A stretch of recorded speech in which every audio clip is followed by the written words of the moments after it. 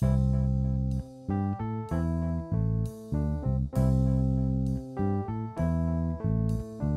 šį kartą pabandysime parodyti šiek tiek gamtos gėrybių, ypač rudenį.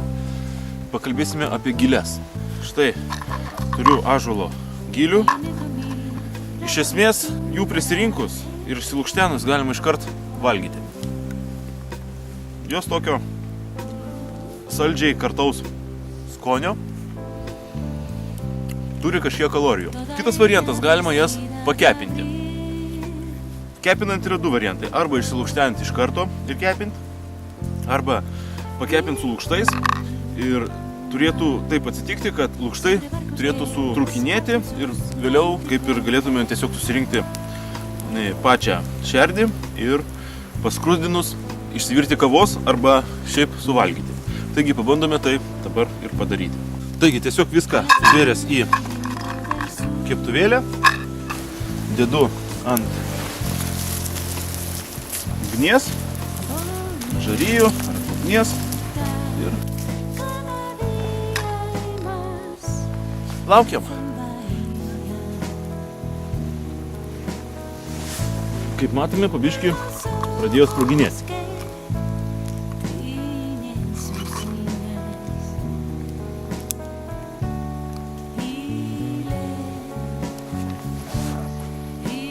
Skrudinam toliau.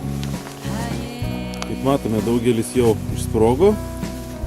Iškart perspėju, kadangi šaudo tikrai į šonus ir sproginėja aktyviai gilės, tai galbūt vertėjo jas uždengti.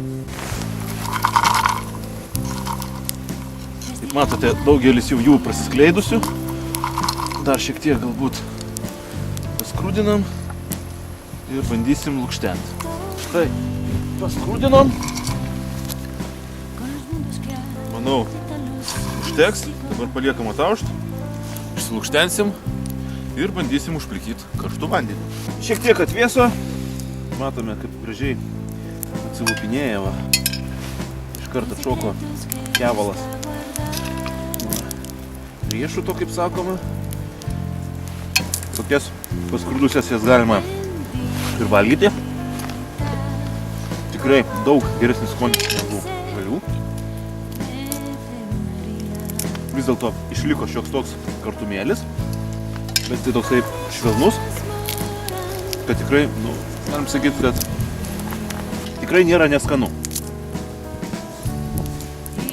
Čia kolegos paragavę pasakė, kad jiems panašu į žemės riešutus apipiltus kondensuotų pieną. Nors aš tai nesutikčiau.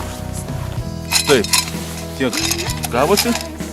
Dabar pasimsim kirvį ir jas sutraškysim su druska.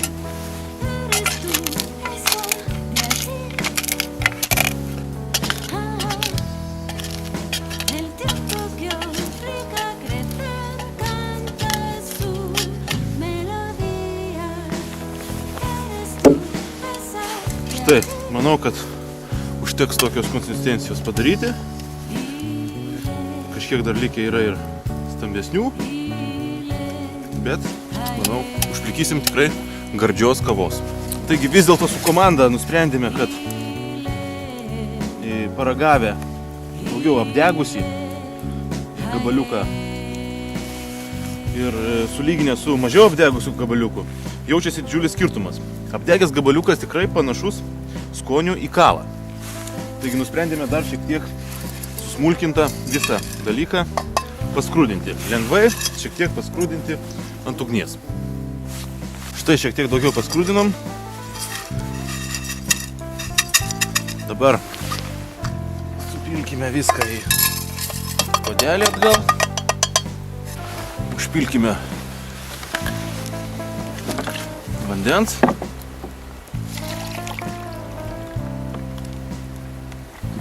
Na ir pavirkime.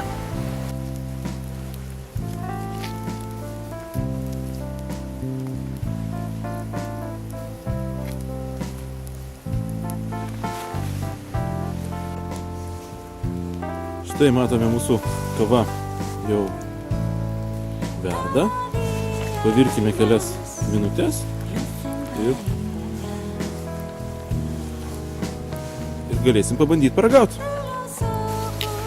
Taigi, manau, kad užteks virinti mūsų gilių kavą.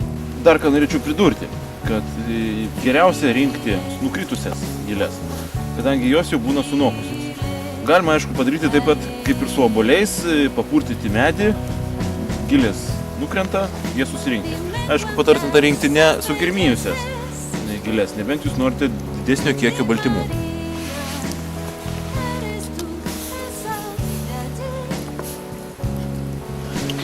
Štai spalva tikrai panaši į kavos. Kadangi karštą užsidėjau pirštinę.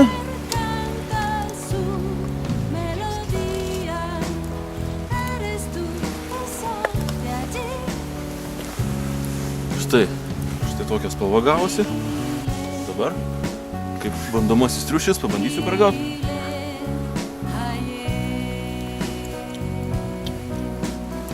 Ir žinokit, tikrai esu nustebęs, kadangi skonis tikrai kaip kavos. Kas mėgsta kavą su cukrum arba su pienu, galite pasigardinti. Bet tikrai labai skani kava.